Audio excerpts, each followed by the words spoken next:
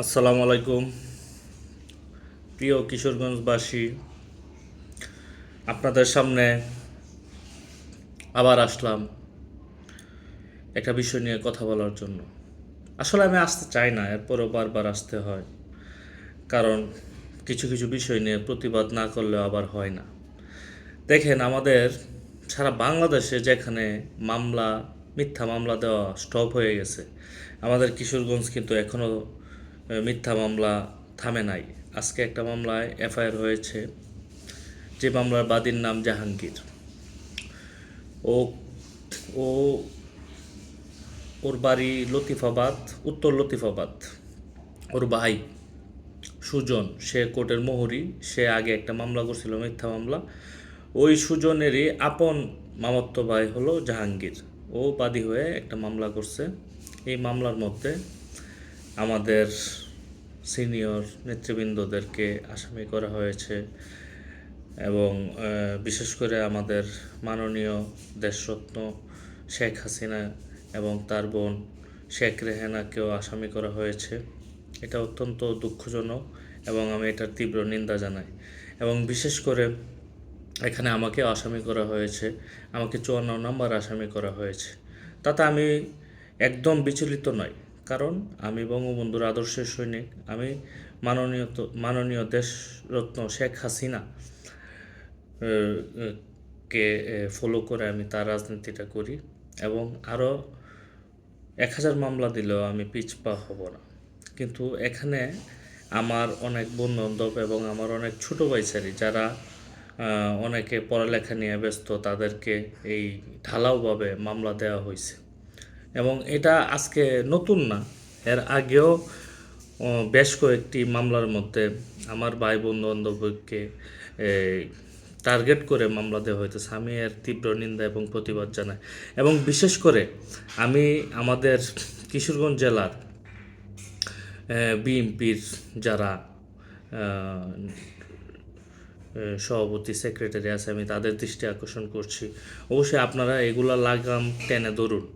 কারণ এভাবে আসলে একটা এই শহর চলতে পারে না, যে আজকে 5 মাস 9 দিন হয়ে গেল, আগস্ট 5ই আগস্টের পরে এখনও মামলা হয়। আপনারা কি করেন? আপনাদের কি কোনো চেইন অফ কমান্ড নাই নাকি? আপনারা একটা জিনিস লক্ষ্য করবেন, যে দেখবেন যে আপনাদেরই ভারপ্রাপ্ত চেয়ারম্যান সাহেব, উনি বিভিন্ন বার্তা দেয় যে প্রতিহিংসা রাজনীতি যেন আপনারা না করেন, বা আপনাদেরকে সবাই শান্ত থাকার জন্য আহ্বান করছে। তা আপনারা ওনাকে ফলো করেন না কেন? উনি বারবার আপনাদেরকে বলতেছে আপনারা শান্ত হন, শান্ত হন, কিন্তু আপনারা বারবার এভাবে অশান্ত হয়ে পড়তেছেন। কারণ কি?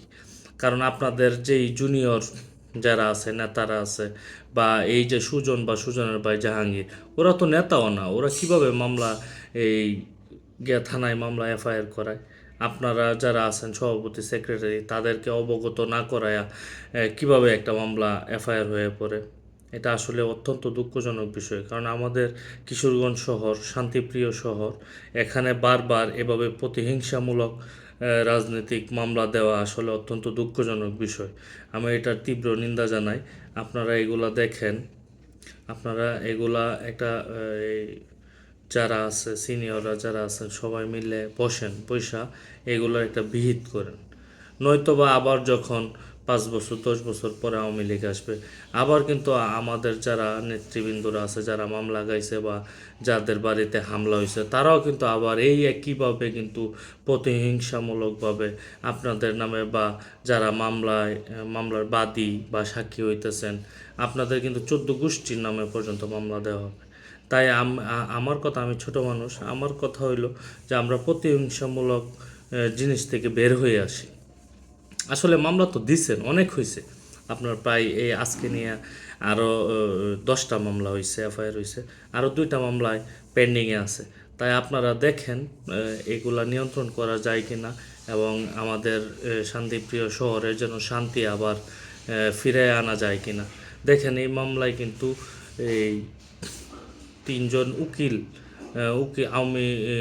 আওয়ামী উকিলকে আসামি করা হয়েছে। এটা কিন্তু অত্যন্ত দুঃখজনক বিষয়। কারণ উকিলদের আপনার আসামি করা হয়, আপনাদের সময় তো বা আমাদের সময় তো আপনাদের উকিলদের নামে কোনো মামলা হয় নাই।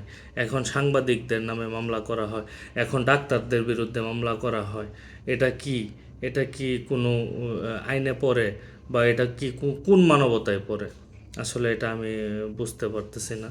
তাই আপনাদের কাছে আমার আকুল নিবেদন এবং বিনীত অনুরোধ রইল যে আপনারা এইসব বিষয় একটু দেখেন, আপনারা এসপি মহোদয় বা ডিসি মহোদয়কে অবগত করেন, বা থানার ওসি সাহেবকে অবগত করেন, যেন জেলার প্রেসিডেন্ট সেক্রেটারি ছাড়া কোনো মামলা এফআইআর না করা হয়। এটা আমি আপনাদের কাছে বিনীতভাবে অনুরোধ জানাইলাম। ভালো থাকবেন। আল্লাহ হাফেজ।